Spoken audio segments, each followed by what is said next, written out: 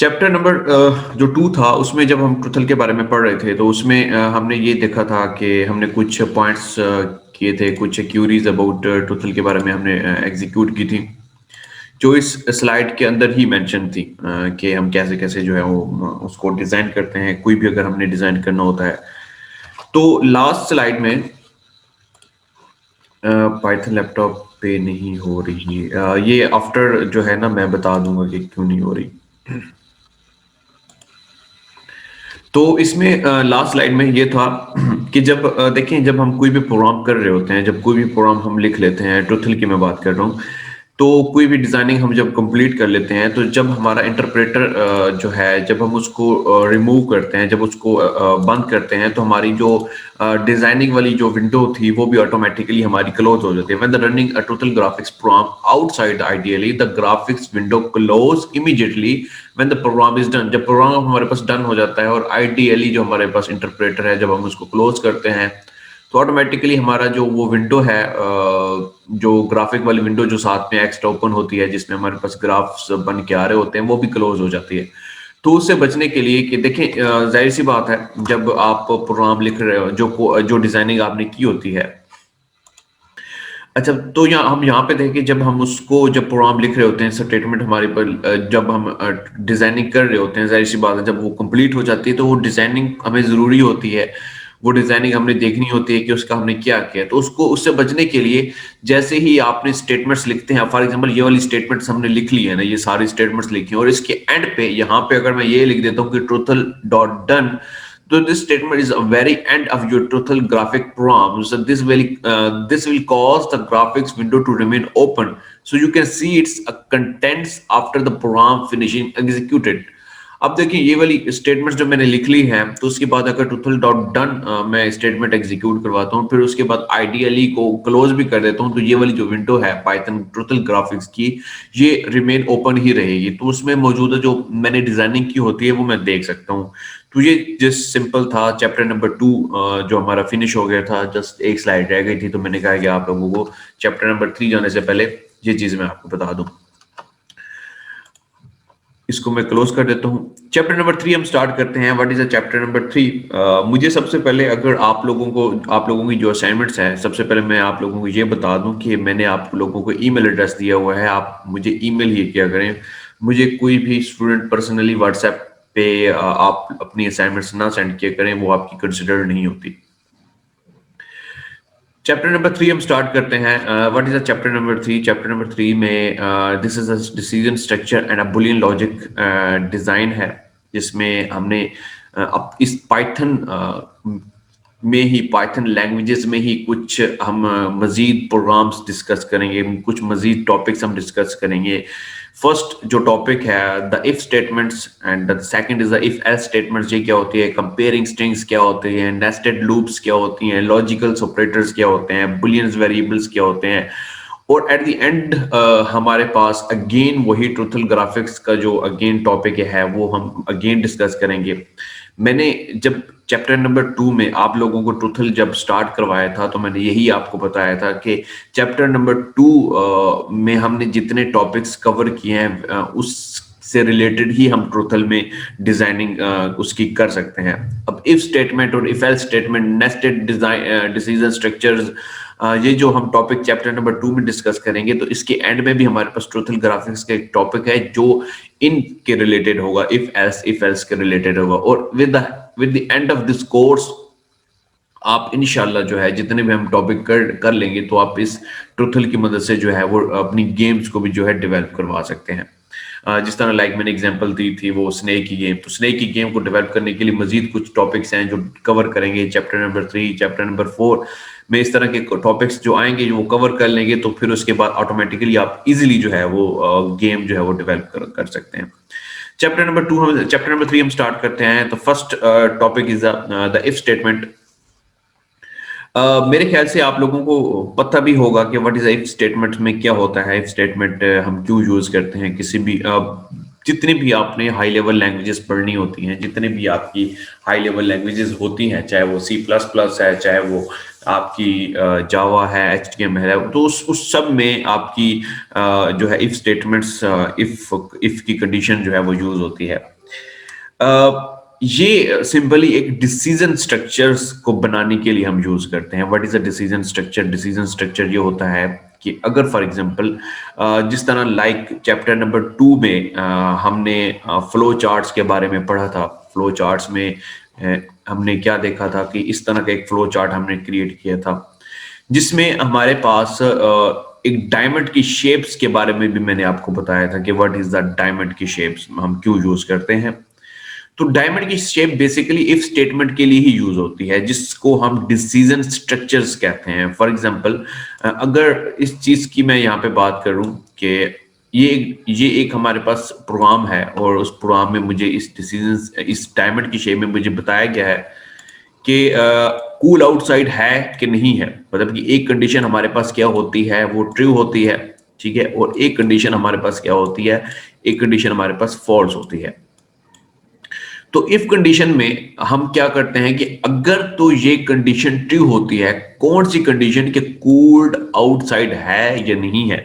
अभी आज के ही लेक्चर में इसके हम एक प्रोग्राम भी लिखेंगे जिसमें आपको क्लियरली समझ आ जाएगी। The if statement cause one or more statement to execute when a Boolean expression is true. What is a Boolean expression, वो भी मैं भी आपको बताता हूं कि अब देखिए ना, इस फ्लो चार्ट में आपको यह बताया गया है कि कोल्ड आउटसाइड है कि नहीं है। आप लोगों से पूछा जा रहा है कि बाहर ठंड है या नहीं है। तो अगर आप कहते हैं कि जी हाँ बाहर ठंड है, तो ये वाली कंडीशन क्या हो जाएगी, ट्रू हो जाएगी। तो ऑटोमेटिकली जो हमारा कंट्रोल होता है वो इस स्टेटमेंट में चला जाता है, और ये वाली स्टेटमेंट हमें क्या बता रही है कि वियर अ कोट। अगर बाहर ठंड होगी तो आपने कोट को जो है पहनना है। तो ये ऑटोमेटिकली ये वाली स्टेटमेंट एग्जीक्यूट होने के बाद आपका जो कंट्रोल है यहाँ पे चला जाएगा। तो this is called if statements. हमारे पास डिसीजन स्ट्रक्चर होता है कि डिसीजन हम लेते हैं कि हमने क्या करना है। सिंपल इसमें देखें, इसकी एग्जांपल मैं आप लोगों को ये भी बता सकता हूं कि अभी जिस तरह आपने अगर फॉर एग्जांपल आप लोगों से मैं ये पूछना चाहता हूं, मैं एक प्रोग्राम डेवलप करता हूं और मैं यूजर से ये वैल्यू गेट करवाता हूं, यूजर से ये वैल्यू पूछता हूं कि इस फलां स्टूडेंट ने प्रोग्रामिंग फंडामेंटल्स में कितने मार्क्स लिए हैं। अगर तो 95 से अबव हैं तो ए ग्रेड आए, और 90 हैं तो बी ग्रेड आए। तो इस तरह के अगर वो फॉर एग्जांपल इस तरह की वो फिर अपने मार्क्स इंटर करता है, अगर वो 95 इंटर प्रेस करता है तो उसका जो कंडीशन ट्रू होगी तो ऑटोमेटिकली उसका जो है उसको ए ग्रेड मिल जाएगा। इस तरह के कुछ जो डिसीजन होते हैं, डिसीजन लेने वाले जो प्रोग्राम होते हैं, उसमें हम इफ की स्टेटमेंट जो है, इफ की कंडीशन जो है हम अप्लाई करते हैं। देखिए हमारे पास सिंपल ना 3 टाइप्स के प्रोग्राम्स आ जाते हैं। एक हमारे पास होता है कंट्रोल स्ट्रक्चर, एक होता है सीक्वेंस स्ट्रक्चर्स, एंड एक होता है डिसीजन स्ट्रक्चर्स। डिसीजन स्ट्रक्चर तो बेसिकली आज ही हम पढ़ेंगे कि what is a decision structure, जिसमें हमारे पास इफ की कंडीशन यू अप्लाई होती है, इफ स्टेटमेंट जहां जहां अप्लाई होती है, this is called a decision structure. What is a control structure? Control structure logically design that controls orders in which set of statements executed. देखिए chapter number 2 में हमने जितने भी प्रोग्राम्स किए हैं, उन प्रोग्राम्स में हमारे पास क्या था कि उस प्रोग्राम्स में हम चाहे वो स्क्रिप्ट मोड यूज कर रहे हैं, चाहे वो हम आइडियली मोड कर रहे हैं, तो जितने भी हमारे पास सीक्वेंस में जिस ऑर्डर में हमारे पास स्टेटमेंट्स लिखी होती हैं, उन्हीं ही ऑर्डर्स में वो एग्जीक्यूट हो रही होती थी। फर्स्ट स्टेटमेंट हमारे पास क्या थी? फर्स्ट स्टेटमेंट हम कोई वेरिएबल बनाते थे, फिर सेकंड स्टेटमेंट में भी कोई वेरिएबल बना रहे हैं, फिर थर्ड स्टेटमेंट में उन दो वेरिएबल्स को प्लस करवा रहे हैं, फिर फोर्थ स्टेटमेंट में उनको प्रिंट करवा रहे हैं। तो ये देखिए ना, ये एक ऑर्डर था। फर्स्ट स्टेटमेंट के बाद सेकंड स्टेटमेंट एग्जीक्यूट होती थी, सेकंड के बाद थर्ड एग्जीक्यूट होती है, थर्ड के बाद फोर्थ एग्जीक्यूट होती है। तो जिस सीक्वेंस में हमारे पास वो डिजाइन बनाया जाता है, this is called a control structures. Same as it is आपकी सीक्वेंस स्ट्रक्चर्स भी ऐसे ही कंट्रोल स्ट्रक्चर की तरह ही काम करते हैं कि sequence structure is set of statement that execute in the order in which they appears। The set of statement that execute in the order they appear, जिस तरह वो अपीयर्स होती हैं उसी ही सीक्वेंस में आपकी वो स्टेटमेंट्स एग्जीक्यूट होती हैं। प्रोग्राम्स की मैं बात कर रहा हूं।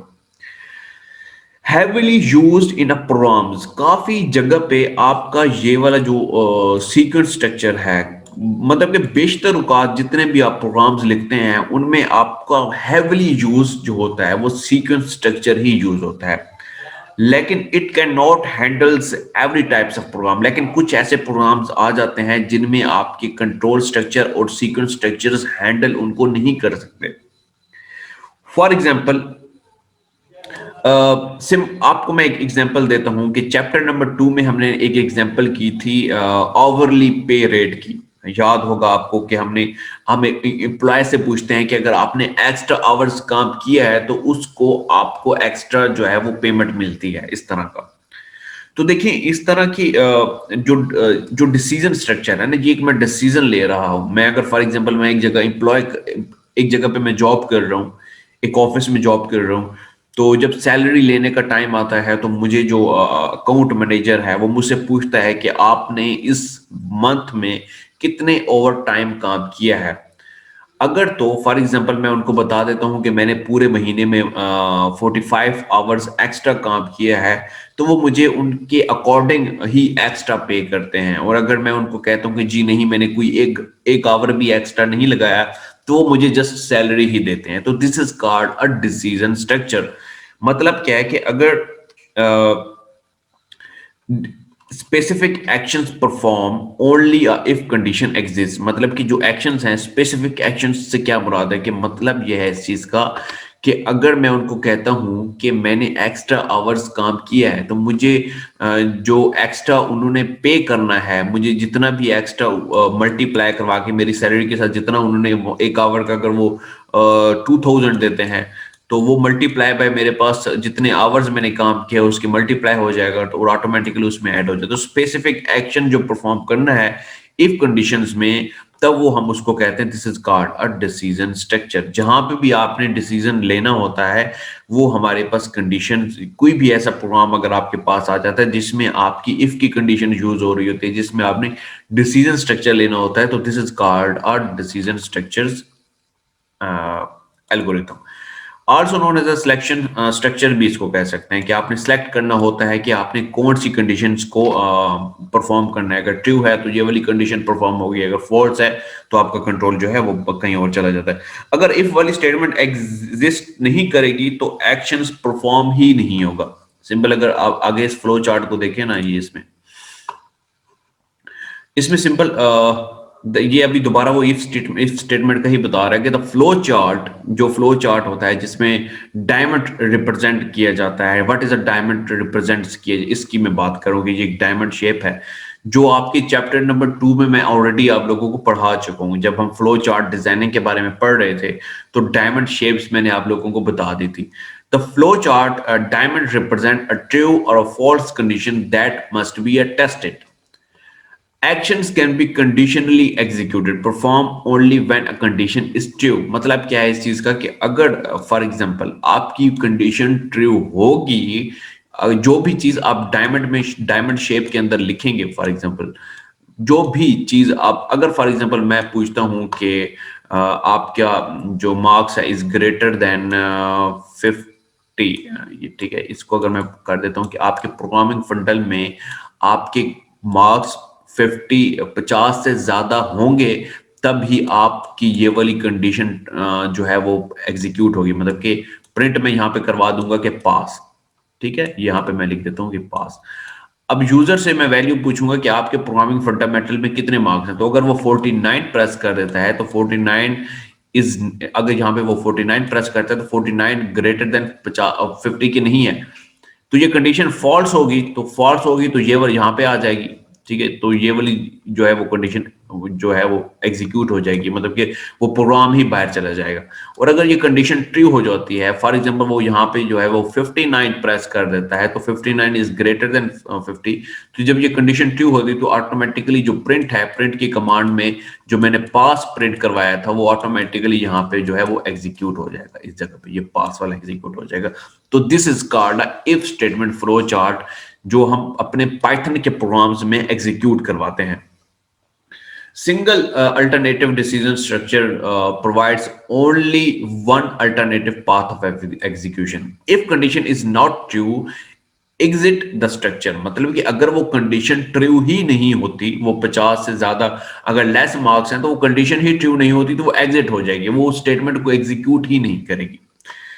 इस सिंपल ये देखिए ना, ये एक फ्लो चार्ट है, इस फ्लो चार्ट में मैं आपको दोबारा समझा देता हूँ कि अब देखिए इसमें डायमंड की हमेशा जो भी अगर फ्लो चार्ट आपने डिजाइन करना है ना, तो फ्लो चार्ट में आपने डिसीजन लेना है कि आपके सिंपल देखिए इसमें क्या है, इसमें मैं दोबारा यहाँ पे आपको बता दूं ऐसे कि इसमें क्या चीज है कि एक कंडीशन हम यहाँ पे लगा देते हैं ऐसे और ऐसे, ठीक है, ऐसे ये कंडीशन है हमारे पास एक फॉल्स की, इसको छोड़ दें, ये जो फॉल्स लिखा हुआ है ना इसको छोड़ देंगे, यहाँ पे कुछ है भी नहीं, है भी नहीं, ठीक है, यहाँ पे जी है जी फॉल्स है, ठीक है।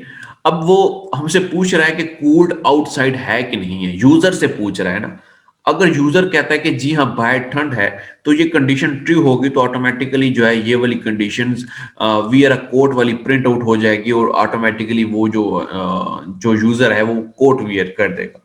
अगर ये कंडीशन ट्रू आउट फॉल्स होती है, मतलब ये जो कूल आउट से बाहर अगर गर्मी है, तो ऑटोमेटिकली ये कंडीशन जो हमारे पास फॉल्स होती है और इसके अगेंस्ट जो चीज हमारे पास प्रिंट आउट है, for example go to school ही अगर मैं यहाँ पे लिख देता हूँ कि अब without where he go to, आपने स्कूल चले जाना है, तो ऑटोमेटिकली कंडीशन फॉल्स होने के बाद आप आराम से स्कूल जा सकते हैं। लेकिन अगर फॉर एग्जांपल ये देखिए ना, इसका एरो मैंने यहाँ पे भी लगा दिया, अगर कूल्ड आउटसाइड है, अगर ये कंडीशन ट्रू होती तो wear a coat and then go to school. अब ये देखें ना, ये मैंने एरो आगे लगा दिया उसके बाद जो है आउटसाइड। तो इस तरह की इफ की स्टेटमेंट जो है एग्जीक्यूट होती हैं, और आगे जो इफ एल्स की कंडीशन है वो भी इसी तरह ही एग्जीक्यूट होती हैं, जिसमें हमारे पास फ्लो चार्ट के बारे में बताया गया है।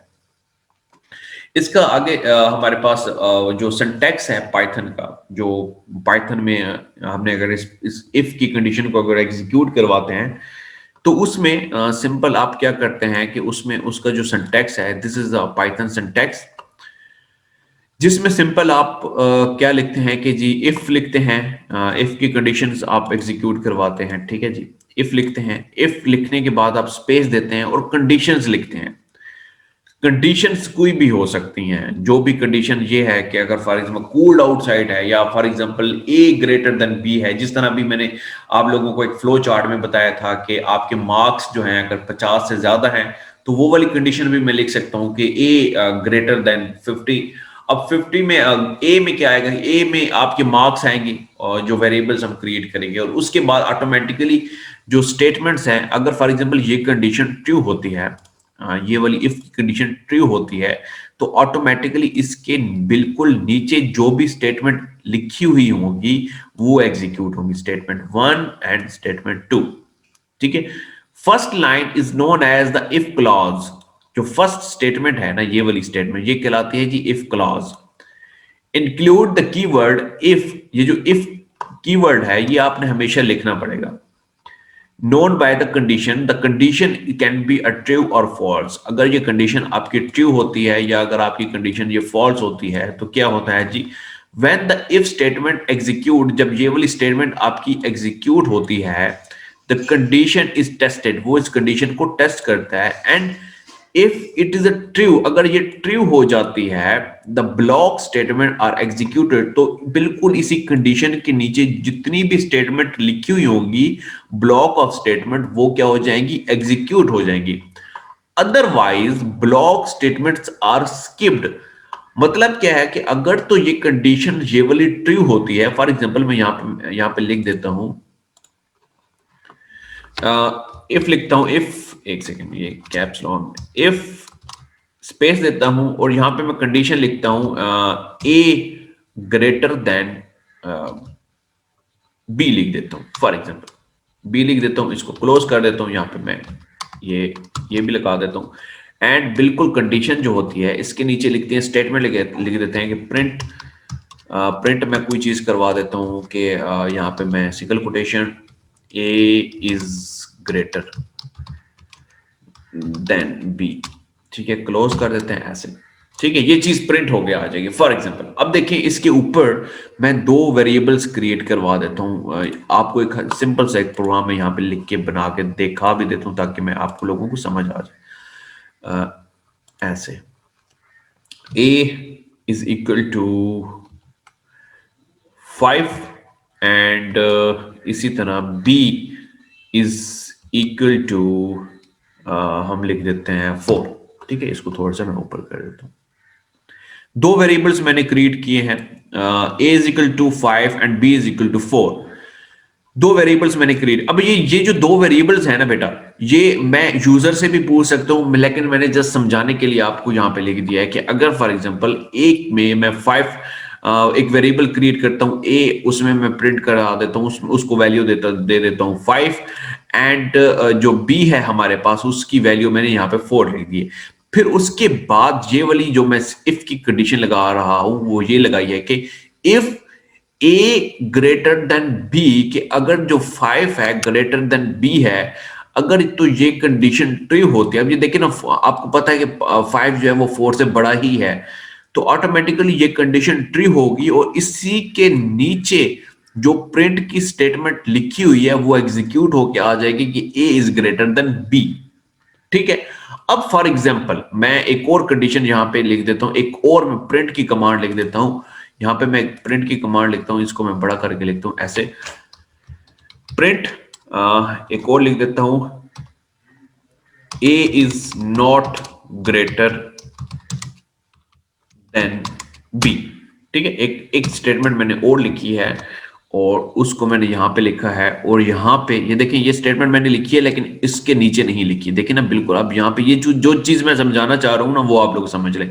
देखिए जो इफ की कंडीशंस है ना वो ये है, ये मैंने इफ की कंडीशन लगाई है, ठीक है, आ गई ये समझ। अब प्रिंट की ये जो नेक्स्ट कमांड लिखी है वो मैंने बिल्कुल इफ के नीचे लिखी है, ये देखिए इस जगह पे। अभी इस चीज को प्रैक्टिकल करेंगे तो आपको क्लियरली समझ आ जाएगी। और यहाँ पे अगर फॉर एग्जांपल मैं एक इसकी b की वैल्यू चेंज करवा देता हूँ, यहाँ पे मैं जो है ना 40 कर देता हूँ या 41 कर देता हूँ, ये 41 हो गया। अब अगर फॉर एग्जांपल अगेन a की वैल्यू 5 एंड b की वैल्यू 41 है, तो वो ये वाली कंडीशन फिर दोबारा एग्जीक्यूट होगी इफ की, और वो देखेगा कि a ग्रेटर देन b है या नहीं है। वो देखेगा कि a की वैल्यू तो 5 है और b की वैल्यू 41 है, तो ये तो कंडीशन फॉल्स है। तो कंडीशन जब फॉल्स होगी तो ऑटोमेटिकली आपका जो कंट्रोल है वो इसकी कमांड में आ जाएगा, वो ये वाली लाइन ही स्किप कर देगा, क्योंकि जब ये कंडीशन ट्रू होती है तब ही ये कंडीशन हमारे पास एग्जीक्यूट होगी। लेकिन जब कंडीशन फॉल्स होगी तो ऑटोमेटिकली आपका जो कंट्रोल है इस लाइन को स्किप करके आपकी ये वाली प्रिंट की कमांड जो है वो एग्जीक्यूट कर देगा जिसमें लिखा हुआ है A is not greater than B. ये सिंपल आपकी इफ की जो कंडीशंस होती है, इफ की जो स्टेटमेंट्स होती है, वो आपको ये प्रोग्राम जो है वो एग्जीक्यूट करवाती है। सिंपल फर्स्ट इसी तरह मैं यही बता when the if statement is execute the condition is tested, condition को वो टेस्ट करेगा। If it is true then the block of statements जो बिल्कुल कंडीशन के नीचे ही लिखी हुई होती हैं। देखिए फॉर एग्जांपल जो भी कंडीशन, जो भी इफ की कंडीशंस में आपने अप्लाई करवाना है ना, कि अगर ये वाली कंडीशन ट्रू होती है तो क्या क्या चीज प्रिंट हो, तो वो कंडीशन के नीचे ही लिखेंगे इस तरह।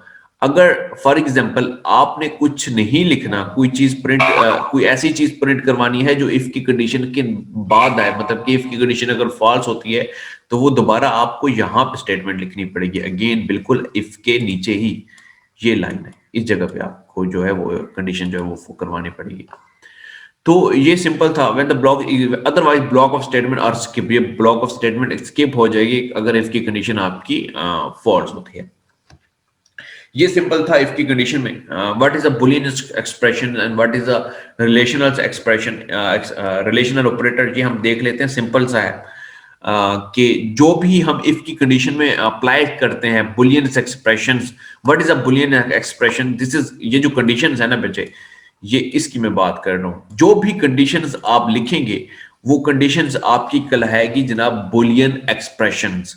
Boolean expression and relational operators क्या होते हैं वो मैं भी आपको चल के बताता हूं। जो भी चीज आप इफ की, बस सिंपल आप लोग ये समझ लें कि जो भी कंडीशंस आप इफ में लिख के साथ लिखते हैं, this is called a Boolean expressions. Boolean expression क्या होता है कि expression tested by the if statement is determine if it is true और फॉल्स, कि वो वाली चीज जो आप इफ के साथ लिखते हैं कि वो कंडीशन ट्रू हो है या नहीं है। For example A greater than B, अभी प्रीवियसली जो अभी एग्जांपल मैंने अभी आपको करके दिखाई है वो इफ के साथ जो मैं लिख रहा था, if A greater than B, वो यही थी जिसको कहते हैं दिस इज कॉल्ड, अब इस पूरी चीज को this is called a Boolean expression. अगर तो ये कंडीशन ट्रू होती है, दिस अगर ये ट्रू होती है, true it if A is greater than B, false otherwise B, अगर ये फॉल्स होती है तो वो हमारे पास कुछ और ही प्रिंट आउट हो जाएगा। ट्रू तब ही होगा कि if A is greater than B, false otherwise है। अगर वो ए अगर हमारे पास स्मॉल है और बी बड़ा है तब वो फॉल्स हो जाएगी। रिलेशनल ऑपरेटर्स क्या होता है कि determines weather a specific relation exist between two values. दो वैल्यूज कौन सी, मैं इन वैल्यूज की बात कर रहा हूं कि ये जो दो वैल्यूज हैं, आपका टाइम आउट होने वाला है, मैं आपको दोबारा लिंक जो है वो सेंड कर दूंगा। अब ये दो वैल्यूज हैं ए एंड बी, ये दो वैल्यूज हैं आपकी, ये इन वैल्यूज की बात कर रहा हूं और इनके दरमियान में जो ऑपरेटर्स मैं लिख रहा हूं ग्रेटर देन का, ग्रेटर देन ये जो ऑपरेटर है ये वाला, this is called are relational operators. ये है जी आपका रिलेशनल ऑपरेटर्स। दोबारा मैं आपको बता दूं, सिंपल सी है कि इस पूरे में जो इफ की कंडीशंस, इफ के अंदर जो कंडीशन हम डालते हैं, इस पूरे को हम कहते हैं this is called a Boolean expressions. और इन दोनों को रिलेशंस, यानी कि इन दोनों के दरमियान ताल्लुक जो बयान करने वाला ऑपरेटर्स होता है, this is called a relational operator. Relationals क्या होता है कि ताल्लुकात, एंड ऑपरेटर्स क्या होता है कि ये ऑपरेटर्स है greater than, equal to, greater than, equal to. अभी वो इसकी नेक्स्ट जो आगे स्लाइड्स आ रही है उसमें मैं मजीद यही ऑपरेटर्स के बारे में ही बताऊंगा कि कौन कौन से ऑपरेटर्स हैं। मतलब कि दो वैल्यूज के दरमियान जो ऑपरेटर्स आपका ताल्लुक बनाता है, this is called a relational operators. और इस पूरी वैल्यूज को this is called a Boolean expressions, जो हम इफ की कंडीशंस में लिखते हैं।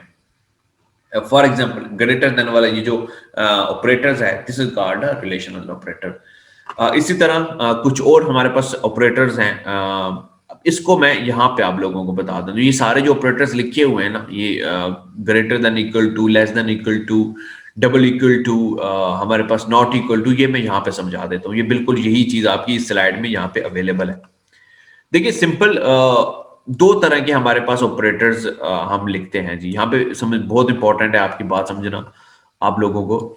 देखिए यहाँ पे मैं लाइन लगा रहा हूं, एक एक्सप्रेशंस है यहाँ पे, ये वाली एक्सप्रेशंस हैं, और यहाँ पे मैं जो एक्सप्रेशंस को लिखूंगा वो हमारे जो आप मैथ में पढ़ते हैं, कि मैथ में किस तरह पढ़ते हैं ये वाली एक्सप्रेशंस, वो मैथ में हम कैसे लिखते हैं ताकि आपको डिफरेंशिएट आपको यहाँ पे बयान हो सके।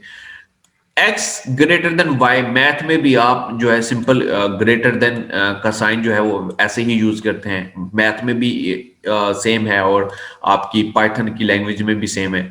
इसी तरह आपका लेस देन का जो साइन है वो भी बिल्कुल आपका जो जो मैथ में पढ़ते हैं वो भी बिल्कुल आपका सेम है। लेकिन जो ये वाला साइन है x ग्रेटर देन और इक्वल टू, जो मैथ में पढ़ते हैं वो आप किस तरह लिखते हैं कि जो अगर ग्रेटर देन होता है तो उसके यहाँ पे बिल्कुल यहाँ पे ग्रेटर देन और इक्वल टू के लिए आप यहाँ पे इस तरह का साइन लगाते हैं। अब लेस देन इक्वल टू के लिए आप इस तरह का साइन लगाते हैं ऐसे करके, और उसके बिल्कुल जो है वो नीचे इस तरह का साइन लगाते हैं। मैं ये सारे मैं मैथ के लिए लिख रहा हूँ। इसी तरह इज इक्वल टू के लिए सिंपल कोई भी दो वेरिएबल्स को इज इक्वल टू करवाना होता है तो आप सिंपल इस तरह करते हैं। लेकिन इफ की कंडीशंस में, इफ की में अगर कोई कंडीशन आपने अप्लाई करनी होती है तो उसमें आप सिंपल मैथ में सिंगल इज इक्वल टू लिखते हैं, लेकिन उसमें अगर आपने इफ की कंडीशन में कोई ऑपरेटर्स एक्सप्रेशन बयान करनी है तो आपको डबल इक्वल टू लगाना पड़ेगा। इसी तरह नॉट इक्वल टू मैथ में कैसे करते हैं जी, नॉट इक्वल टू आपका मैथ में होता है इज इक्वल टू लगा के उसके आगे ऐसे लगा देते हैं, ये सिंपल मैथ में है। लेकिन अगर आपने पाइथन में इफ की कंडीशन में किसी चीज को नॉट इक्वल टू करना है तो उसके लिए आप ये वाला साइन लगाएंगे, ये चीज हो गया आपका x लेस देन और इक्वल टू, ये साइन हो गया आपका x ग्रेटर देन और equal to, x greater less than and x greater than. इसके नीचे इसके सामने हमारे पास एक्सप्रेशंस भी लिखी हुई है, ये चीज आप देख सकते हैं। इसको मैं ऐसे कर देता हूँ, ये हो गया। ये इसका सिंपल सिंपल डिफरेंशिएट है कि मैथ में आप कैसे लिखते हैं और पाइथन में आपको कैसे लिखना पड़ता है। सिंपल आप ये देखें, ग्रेटर देन और equal to and less than equal to operator test more than a one relationship, यानी कि मोर देन वन रिलेशनशिप को ही आपस में डिफाइन करने के लिए आप यूज करते हैं। It is enough for one of the relationship exist of the expression is to be true. Double equal to operator determine whether the two operands are equal to or to one another. Do not confuse with the assignment operators. Is equal to का जो assignment operator होता है ये math में आप करते हैं, और अगर नॉट इक्वल टू है तो उसके लिए सिंपल जो है आप क्या करते हैं कि उसके लिए सिंपल आपने ये वाली चीज जो है वो डिफाइन करनी पड़ती है नॉट इक्वल टू के लिए लिखने के लिए। ये सिंपल ऑपरेटर्स थे जिसमें किसी भी इस चैप्टर नंबर 3 में अगर आप डिफाइन करेंगे कि आपके पास कौन कौन से ऑपरेटर्स जितने भी, या तो फॉर एग्जांपल आप इफ की कंडीशन अप्लाई करवा रहे होते हैं या इफ एल्स की कंडीशन अगर आप अप्लाई करवा रहे होंगे, तो उसके अंदर जो भी कंडीशंस आप अप्लाई करवाएंगे उसमें सिंपल आपको यही चीजें यही जो एक्सप्रेशंस हैं वो डिफाइन करने पड़ेंगे। यहाँ पे हम कुछ आइडियली जो हमारे पास सिंपल जो प्रोग्राम है ना, उसमें मैं चाहता हूँ कि सिंपल एक आइडियली ओपन करके कुछ सिंपल से आपको एक्सप्रेशंस को इसकी प्रैक्टिकल जो है वो आपको मैं यहाँ पे करके दिखा दूँ, ताकि आपको जो क्लियरली जो है वो समझ आ जाए। आपका जो टाइम है वो भी लेस देन 4 मिनट रह गया है। मैं आप लोगों को लिंक जो है वो अगेन सेंड कर दूंगा। अच्छा, ये हमारे पास सिंपल आइडियली है। इसके बाद हम एक प्रोग्राम को भी एग्जीक्यूट करते हैं कि प्रोग्राम्स में हमारे पास क्या होता है। सिंपल अगर फॉर एग्जांपल एक वेरिएबल्स मैं क्रिएट करता हूं x is equal to 1 and simple ये जस्ट मैं आप लोगों को समझाने के लिए कर रहा हूं, and y is equal to 0 and यहां पे अगर मैं लिखता हूं x ग्रेटर देन y, ठीक है। अब ये देखें ना, ये चीज मैं बल्कि इसको स्पेस देके ऐसे लिखता हूं। अगर इस चीज को मैं एग्जीक्यूट करवाता हूं, अगर अब देखें x की वैल्यू जो वेरिएबल मैंने क्रिएट किया उसमें मैंने 1 पुट किया है और y की वैल्यू में मैंने 0 पुट किया है। अगर मैं इनको ग्रेटर देन, अगर ये कंडीशन ट्रू होती है तो ऑटोमेटिकली जब मैं इसको इंटर प्रेस करूंगा तो इसके नीचे लिखा हुआ आ जाएगा कि आपका जो x है वो ट्रू है। और अगर फॉर एग्जाम्पल मैं y इसी तरह ग्रेटर देन x लिख देता हूं तो ये कंडीशन आपकी फॉल्स होगी, तो ऑटोमेटिकली इसको जो एग्जीक्यूट करूंगा तो वो हमारे पास जो है वो कंडीशन आपकी वो फॉल्स हो जाएगी।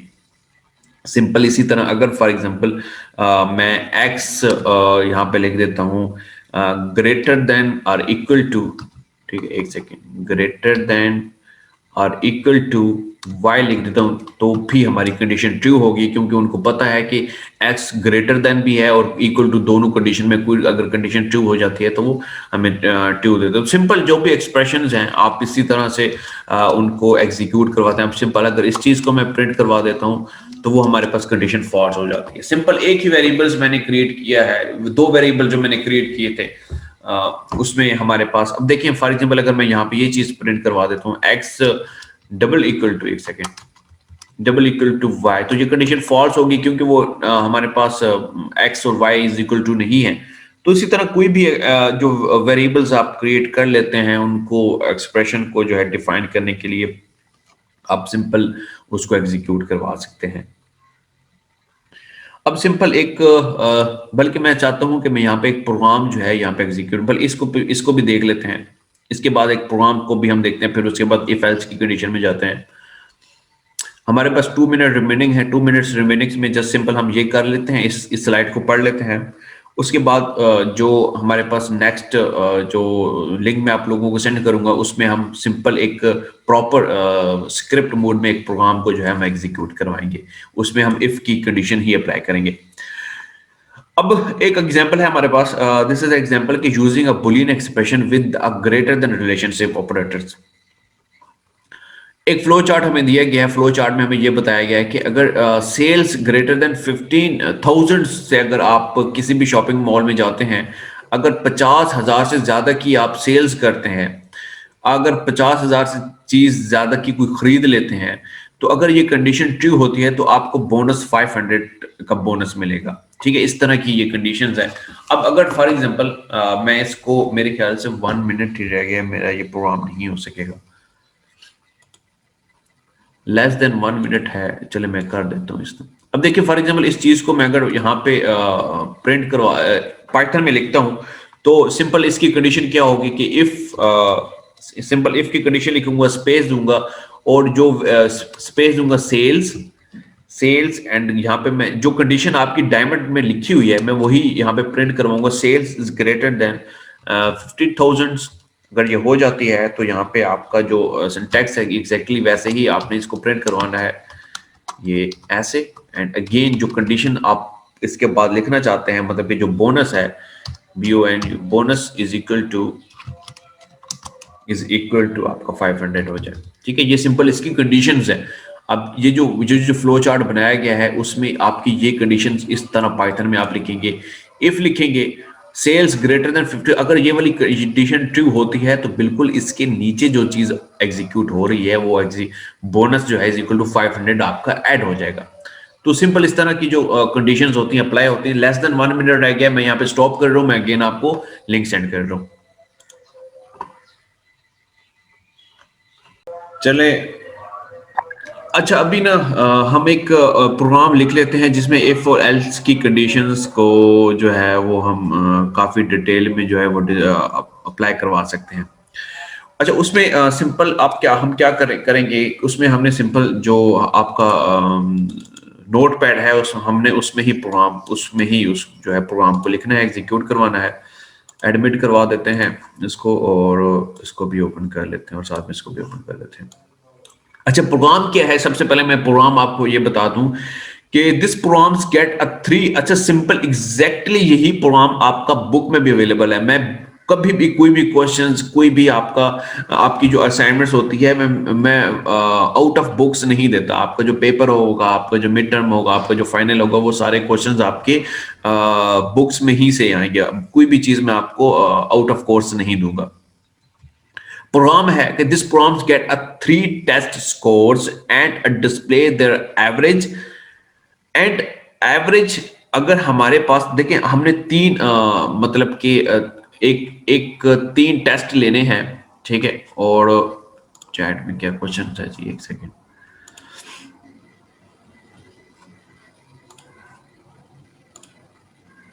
जी। अच्छा प्रोग्राम हमने क्या एग्जीक्यूट ये करवाना है कि हमने 3 वेरिएबल्स बनाने हैं। फॉर एग्जांपल 3, अगर एक टेस्ट मैंने यूजर से वैल्यू पूछनी है, यूजर ने 3 टेस्ट दिए हैं, फॉर एग्जांपल प्रोग्रामिंग फंडामेंटल का दिया है, कैलकुलस का दिया है, और इस्लामियात का टेस्ट दिया है। उनमें से उनके मार्क्स पूछने हैं। वो मार्क्स जो है वो यूजर इंटर करेगा कि मेरे प्रोग्रामिंग फंडामेंटल में 95 आए हैं, मेरे कैलकुलस में 85 आए हैं, मेरे इस्लामियात में जो है वो 95 आए हैं। तो उसके बाद जब वो इंटर कर लेगा तो उसके बाद हमने उसकी एवरेज फाइंड करनी है कि वो जितने मार्क्स वो इंटर करेगा। तो उसके बाद आपको पता है कि एवरेज फाइंड करने का ये फार्मूला होता है कि अगर आपने एवरेज फाइंड करनी है, सिंपल अगर कोई भी 3 वेरिएबल्स आप क्रिएट करते हैं तो उसमें फॉर एग्जांपल एवरेज फाइंड करने का ये होता है कि ए प्लस बी हो जाता है और फिर प्लस सी हो जाता है। जो मैथ में आप पढ़ते हैं तो डिवाइडेड बाय जितने भी वेरिएबल्स आपको प्लस कर रहे होते हैं उसको 3 से डिवाइड करते हैं। अगर 2 है तो फिर उसको 2 से डिवाइड करते हैं। तो एवरेज फाइंड करने का यही फार्मूला होता है। तो ये फार्मूला भी हम अप्लाई करेंगे। तो फार्मूला अप्लाई करने के बाद जो हमारे पास आंसर आएगा, जो एवरेज आएगी, अगर तो वो एवरेज हमारे पास 95%, मतलब कि अगर 95 से ज्यादा आती है, अगर मैं यहां पे वर्ड इस्तेमाल कर रहा हूं इफ के एवरेज इज ग्रेटर देन 95%, तो ऑटोमेटिकली हमारा जो प्रिंट है वो क्या कर देगा कि आपको मुबारकबाद देने का एक मैसेज जो है हम यहाँ पे जो है वो एग्जीक्यूट करवाएंगे। यहाँ पे आपको मैसेज हो जाएगा कि आपको मुबारक हो। ठीक है, कि आपकी एवरेज 95 से अबव आई है। अगर वो लेस देन 95 आती है कि आप जितने मार्क्स इस सब्जेक्ट में, इस टेस्ट में अगर आप इतने मार्क्स प्रिंट करते हैं कि जिनकी एवरेज 95 से लेस आती है, तो वो ये वाली कमांड जो है वो एग्जीक्यूट ही नहीं करेगा। तो ये प्रोग्राम हम लिखते हैं जिसमें आपको काफी कुछ क्लियर हो जाएगा। फर्स्ट ऑफ ऑल हम जो यूजर से इनपुट लेते हैं, यूजर से हम कैसे इनपुट लेते हैं, एक वेरिएबल्स क्रिएट करते हैं test1 is equal to int. Int क्या होता है, ये पूरी कमांड मैं लिख लूँ ना, फिर आपको मैं समझाता हूँ कि ये सारी चीजें जो हम लिखते हैं ये क्यों लिखते हैं, प्रीवियस चैप्टर में हम पढ़ चुके हैं। कोटेशन लिखते हैं enter the score for test1। अच्छा मैं, हाँ सही है, test1 हो गया एंड स्पेस देंगे, कोटेशन क्लोज एंड अगेन। ये देखिए, अब ये लाइन का आपको पता है कि इसमें इंटीजर मैंने क्यों लिखा है, इनपुट मैंने क्यों लिखा है। ये जो कंडीशंस है ये वाली हम स्टेटमेंट इसलिए लिखते हैं कि अगर हमने यूजर से इनपुट लेनी होती है।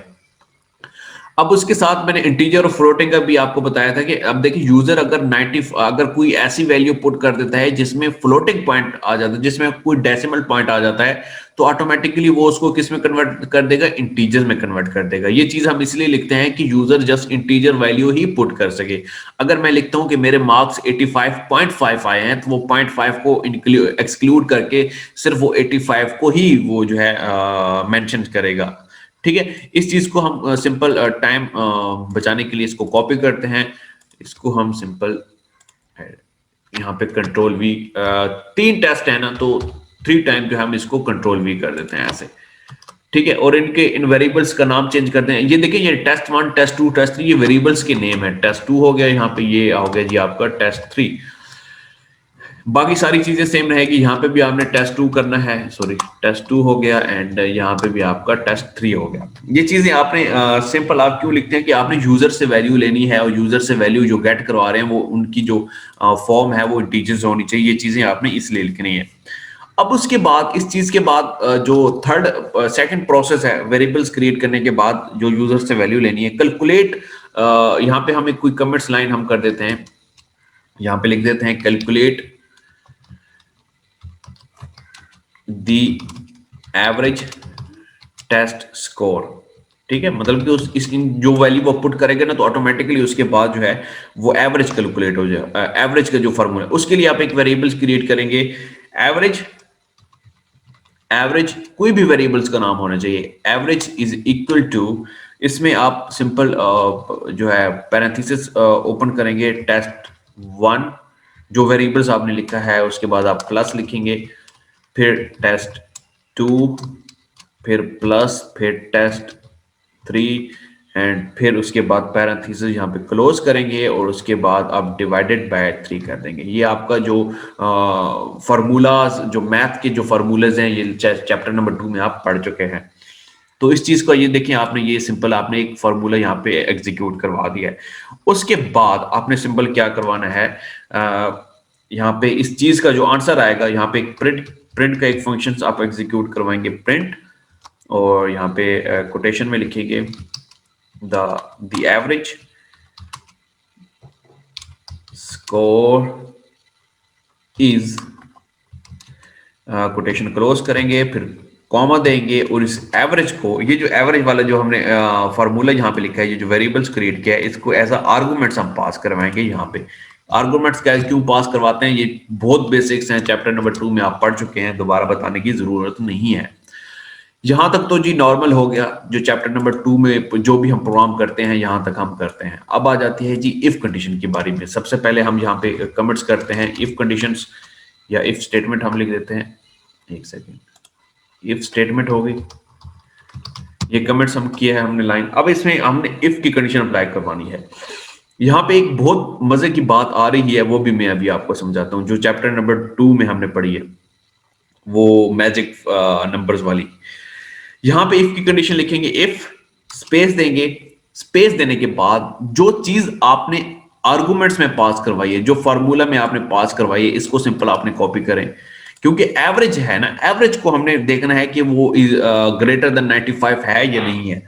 यहाँ पे एवरेज कंट्रोल वी लिखेंगे, और सिंपल आपने लिखना है जी greater than or equal to. ठीक है, यहाँ पे लिखेंगे greater than or equal to Boolean, जो आपकी स्टेटमेंट्स हैं जो भी हम पढ़ चुके हैं, ये वाली चीज, ये इसमें देखें, इसको एडमिट कर दो। ये रिलेशनल ऑपरेटर आपने फाइंड किया, ये रिलेशनल ऑपरेटर है जी आपका, is equal to, greater than or is equal to, और उसके बाद आप यहाँ पे लिखेंगे 95। यहाँ पे एक चीज मैं आपको बताता हूँ, लेकिन सबसे पहले मैं पूरी कंडीशन लिख देता हूँ। यहाँ पे सिंपल आपने इफ की कंडीशन के बाद जो ब्लॉक ऑफ स्टेटमेंट्स होता है कि अगर ये कंडीशन ट्रू होती है, जो चीज आपने ट्रू करवानी है, अब ये देखिए ना, अगर ये कंडीशन ट्रू होगी तो क्या चीज प्रिंट आउट हो, उसके लिए आपको सिंपल यहाँ से स्टार्ट करना पड़ेगा, इस एवरेज के सामने, बिल्कुल यहाँ से एवरेज स्टार्ट हो रहा है, यहाँ पे आप प्रिंट की कमांड लिखेंगे, print प्रिंट, और प्रिंट की कमांड के बाद आप सिंपल जो मैसेज शो करवाएंगे वो ये करवाते हैं जी,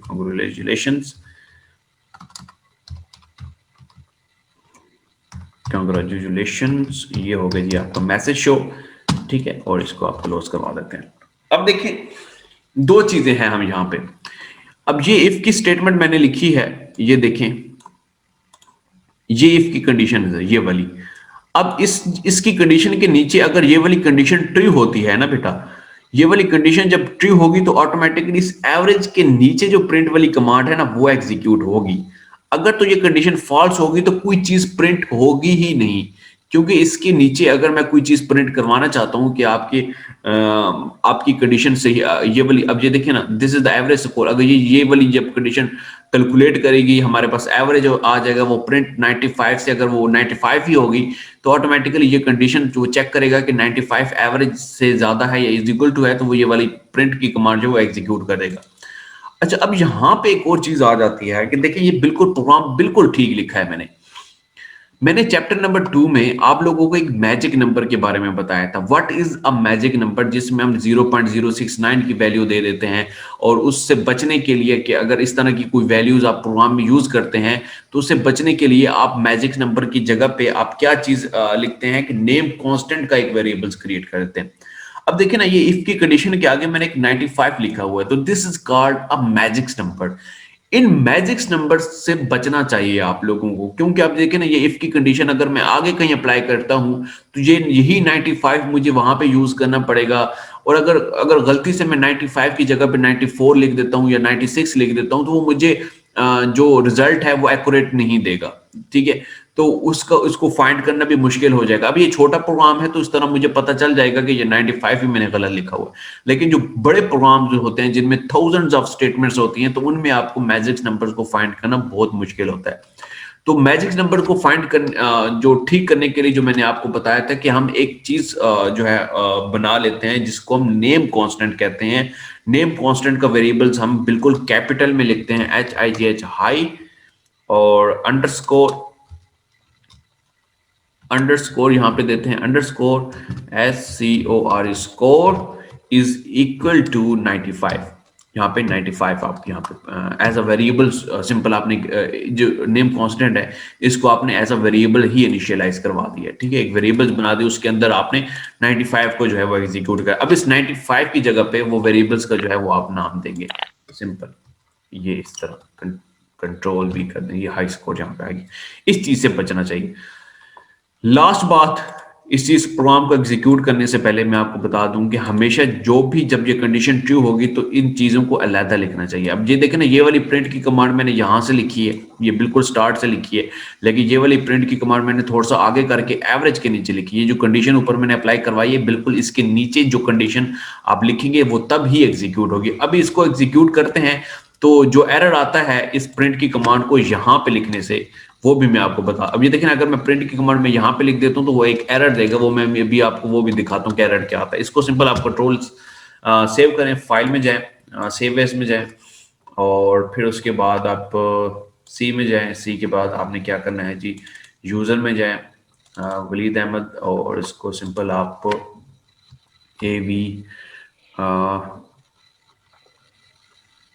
AVGH कर दें, और .py, ठीक है, AVGH नाम याद रखिएगा, AVGH, और सेव हो गया।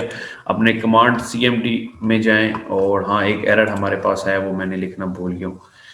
एग्जीक्यूट करने से पहले जो पाइथन की जो स्टेटमेंट है वो सिंपल ऐसे होती है कि स्टेटमेंट के बाद यहाँ पे सिंपल आप इसको क्लोज भी करवाते हैं ऐसे, ठीक है, इसको कंट्रोल एस करें, सेव करें, और इसको सिंपल आप पाइथन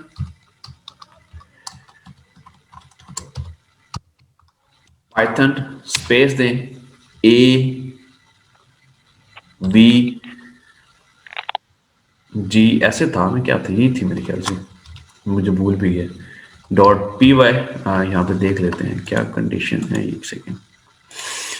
AVGH था, AVGH, AVGH,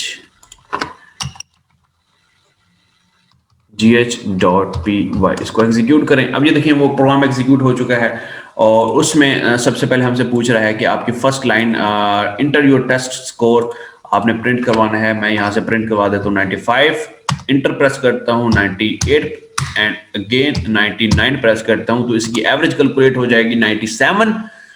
the average score is 97। तो 97 के बाद अब देखिए हमारी इफ की कंडीशन एग्जीक्यूट हुई और उसने देखा कि आपका हाई स्कोर 95 से ग्रेटर देन है, तो वो कॉन्ग्रेचुलेशन का मैसेज जो है वो प्रिंट आउट होके आ गया। अगेन मैं वही चीज इस प्रोग्राम को जो है वो एग्जीक्यूट करवाता हूँ, पाइथन स्पेस avgh.py एंड अब मैं छोटे छोटे से 45 55 आ गए हैं, फिर 55 आ गए हैं और फिर 55 आ गए हैं, और अब देखिए the average score is 55। Condition again उसने चेक किया कि इफ की कंडीशन एवरेज जो है वो आपकी ग्रेटर देन 95 है, नहीं है, कंडीशन फॉल्स हुई तो ऑटोमेटिकली वो कॉन्फ़िगरेशन का मैसेज यहाँ पे प्रिंट ही नहीं हुआ। तो ये सिंपल इफ की कंडीशन देखिए अप्लाई कैसे हो रही है। अब मैं यहाँ पे सिंपल आपको यही चीज, आपको ये प्रिंट देखे ना, ये जो मैंने आपको बताया था, ये दोबारा यहाँ पे करके आपको बताता हूँ। कंट्रोल एस करता हूँ, कंट्रोल एस करने के बाद अगेन इस चीज को मैं पाइथन स्पेस avgh.py, ये देखिए वो एरर दे रहा है हमें कि प्रिंट जो आपने लिखा था कॉन्ग्रेचुलेशंस का, वो दे रहा है इंटेंडेड ब्लॉक। जो इंटेंडेड ब्लॉक कौन सा होता है कि जो आपने इफ की कंडीशन लिखी है ना बेटा, उसका जो ब्लॉक है, जो जगह है उसकी, उसको उसी के नीचे ही लिखें, ये जगह है उसकी। तो ये एक ब्लॉक है, ब्लॉक ऑफ स्टेटमेंट्स होती है इफ की कंडीशन में, जो आपको सिंपल आपने एग्जीक्यूट करवानी होती है उसके अंदर। अब ये देखिए ये जो चीज है ना, इसका ब्लॉक ऑफ स्टेटमेंट ये है कि इसके अंदर ही जो चीज, अगर ये कंडीशन ट्रू होगी तो तब ही ये एग्जीक्यूट होगी, अदरवाइज वो एरर देगा। तो ये सिंपल था आपकी इफ कंडीशंस का। सर ये एरर क्यों आता है बेटा? ये एरर मैं आपको मजीद आगे चल के ना, ये देखिए ना, ये देखिए ना, ये यहाँ पे लिखा हुआ है कि it is a possible to have a block inside another block. Example, if statement inside a functions, statement in inner block must be intended with respect to the outer block. देखिए एक इनर ब्लॉक होता है, एक outer block होता है। Inner block क्या होता है कि ये देखें, ये एक इनर ब्लॉक है, ये मैं स्टेटमेंट, ये देखिए ये एक इनर ब्लॉक है। देखिए ये चीज जो है ना, इफ की कंडीशन में this is called the inner block and this is called the outer block. अब कंडीशन के नीचे जो चीज आप लिखेंगे ना, वो इनर ब्लॉक में ही आएगी। आपकी कंडीशन जो होती है इफ की कंडीशंस में, उसमें दो ब्लॉक्स आ जाते हैं, एक आउटर ब्लॉक होता है और एक इनर ब्लॉक होता है। अब इस कंडीशन के नीचे जो चीज लिखेंगे ना, ये वाली स्टेटमेंट्स लिखेंगे ना, तो वो तब ही एग्जीक्यूट होंगी, तब ही वो एग्जीक्यूट होंगी जब ये वाली कंडीशन आपकी ट्रू होती है। अगर वो ट्रू नहीं होगी तो ऑटोमेटिकली ये वाला जो कंट्रोल है वो आउटर ब्लॉक में चला जाएगा, जो कंडीशन आप यहां से जो है वो स्टार्ट करेंगे। तो इसलिए वो एरर दे रहा था कि आपकी जो आपने जो इफ की कंडीशन लिखी है वो आपने आउटर ब्लॉक में लिखी है, तो इसलिए उसको इनर ब्लॉक में लिखें। तो ये सिंपल था। इफ एल्स कंडीशन को भी हम आज पढ़ लेते हैं। सिंपल आप पढ़ लेते हैं। कल जो नेक्स्ट हमारी क्लास होगी ना, उसमें हम सिंपल जो हमारा इफ एल्स का जो प्रोग्राम होगा वो हम लिखेंगे, जिस तरह हमने इफ कंडीशन के लिए लिखा है, इफ एल्स के लिए भी हम लिखेंगे। अब आ जाते हैं जी बारी हमारी इफ एल्स कंडीशंस की। What is the if else conditions? देखिए इफ कंडीशन में क्या होता है, सबसे पहले मैं फ्लो चार्ट से आपको बता दूं, आपको सही प्रॉपर्ली समझ आ जाएगी। इफ कंडीशन में क्या था कि इफ कंडीशन में सिंपल हम ये पढ़ते थे कि इफ कंडीशन में हमारा जब ये कंडीशन ट्रू होती थी, ट्रू होने के बाद जो ट्रू होती तो तब कोई चीज इसके नीचे कोई स्टेटमेंट लिखी हुई हमारे पास आ जाती थी, और जब फॉल्स होती थी तो उसके नीचे कोई भी हमारे पास कंडीशन नहीं होती थी, वो फॉल्स होती थी, वो तो ऐसे ही बाहर चला जाए। जिस तरह अभी हमने अभी जो प्रोग्राम एग्जीक्यूट किया है ना, अगर वो कंडीशन ट्रू हुई है तो कॉन्ग्रेचुलेशंस का मैसेज आया है, अगर वो कंडीशन फॉल्स हुई है तो मुझे वो कोई और मैसेज हमें दिखा ही नहीं रहा। तो this is called a if statement. लेकिन अगर इफ एल्स स्टेटमेंट हो तो एल्स क्या चीज होती है? एल्स वाली कंडीशंस आपकी फॉल्स वाली कंडीशन कहलाती है, कि दोनों कंडीशंस में आपने कोई ना कोई काम करवाना है। आ गई मेरे ख्याल से आप लोगों को समझ आ जाती है। इफ में इफ में अगर इफ कंडीशन ट्रू होती है तो ये वाली चीज प्रिंट हो, और एल्स अगर ये चीज ट्रू नहीं होती तो ये वाली चीज print. This is called a if else statement. मतलब क्या है कि टेम्परेचर लेस देन 40 डिग्री है, अगर ये कंडीशन ट्रू होती है तो print a little cooled inside isn't वाला एक मैसेज हमारे पास प्रिंट आउट हो जाए। अगर ये कंडीशन फॉल्स होती है तो उसके अगेंस्ट ये चीज जो है वो प्रिंट हो, मतलब कि दोनों जगहों पे चाहे ट्रू हो रही है या चाहे फॉल्स हो रही है, चाहे ट्रू हो रही है चाहे फॉल्स हो रही है, दोनों ही कंडीशन में हमारे पास कोई ना कोई काम हो रहा है, ये चीज प्रिंट हो रही है, ये चीज प्रिंट हो रही है। This is called a if else statement. Simple. ये देखिए, dual alternative decision structure, two possible path of execution, मतलब कि दोनों ही पॉसिबिलिटीज हमें बता दी गई हैं कि चाहे अगर कंडीशन ट्रू होती है चाहे कंडीशन फॉल्स होती है, दोनों ही स्टेटमेंट में, दोनों ही कंडीशन में आपकी जो प्रोग्राम है वो एग्जीक्यूट होगा। अब इसका जो सिंटैक्स है, अगेन वैसे ही सिंटैक्स है इसका, सिंपल। एक इनर ब्लॉक है, एक आउटर ब्लॉक है। what is the inner and what is outer? This is called outer block। ये जो चीज है this is called outer block। ये देखें, and this is the inner block। ये चीजें inner block में आ जाती हैं कि if condition is true, अगर ये वाली condition true होती है तो ये वाली statement execute होगी, else अगर ये वाली condition false होती है तो ये चीज automatically इसकी execution हो जाएगी। तो if clause and else clause must be aligned। aligned का क्या मतलब है? aligned का ये मतलब है कि जहां से पेज स्टार्ट हो रहा होता है ना, देखिए जो जो नोट पैड में आप लिखेंगे तो जहां से पेज हमारा स्टार्ट हो रहा होता है वो इफ बिल्कुल उनके साथ मैच हो, साथ लगा वो। Statement must be consistently intended. और स्टेटमेंट जो वाली ये जो स्टेटमेंट है, ये वाली स्टेटमेंट ये जो है आपकी इंटेंडेड होनी चाहिए, ये बिल्कुल इनके अंदर होनी चाहिए, ये इनर ब्लॉक के अंदर होनी चाहिए। This is called if else statement. Simple. अब इसको जब हम प्रोग्राम करेंगे तो प्रॉपर समझ आ जाएगी। नेक्स्ट चलते हैं जी। देखिए यहाँ पे मजीद वो यही बता रहा है कि द इफ स्टेटमेंट, इसमें ये है कि अगर तो ये कंडीशन ट्रू होती है हमारे पास, ये देखें इसमें, ये देखें ये है हमारे पास प्रोग्राम है, अगर तो ये कंडीशन आपकी ट्रू होती है, देखिए if condition is true the block statement is executed. जितनी भी इसी कंडीशन के नीचे जितनी भी मैं स्टेटमेंट लिखूंगा ना वो एग्जीक्यूट होंगी। अगर तो ये कंडीशन फॉल्स होती है तो ऑटोमेटिकली कंट्रोल हमारा एल्स में चला जाएगा और ये वाला स्टेटमेंट जो है वो एग्जीक्यूट हो जाएगी। अब इसी तरह अगर ये वाली कंडीशन हमारे फॉल्स होती है तो वो जो कंट्रोल है यहाँ पे चला जाएगा और ऑटोमेटिकली इस चीज को जो है वो प्रिंट आउट कर देगा और इसको निगलेक्ट कर देगा, ऐसे ये निगलेक्ट हो जाएगा। और अगर ये वाला कंडीशन ट्रू होती है तो ये वाली कंडीशन स्टेटमेंट एग्जीक्यूट हो जाएंगे और इसको जो है निगलेक्ट कर देगा। तो this is called if else statements. Simple. और इसमें जो कंपेयरिंग स्ट्रिंग्स हैं वो बिल्कुल वैसे ही हैं जो हम इफ स्टेटमेंट में जो है एग्जीक्यूट करवाते हैं। इन चीज को हम कल पढ़ेंगे और कल हम इस इफ एल्स स्टेटमेंट का जो प्रोग्राम है, जो एक प्रोग्राम है वो भी हम कल ही एग्जीक्यूट करवाएंगे। और अगर कोई क्वेश्चंस हैं, ये आज हमारा आज का लेक्चर था जिसमें हमने इफ कंडीशंस और इफ एल्स कंडीशन के बारे में पढ़ा है। अगर कोई क्वेश्चंस हैं आपकी, कोई क्यूरी है अबाउट इफ एल्स स्टेटमेंट या इफ स्टेटमेंट के बारे में तो आप अभी पूछ सकते हैं।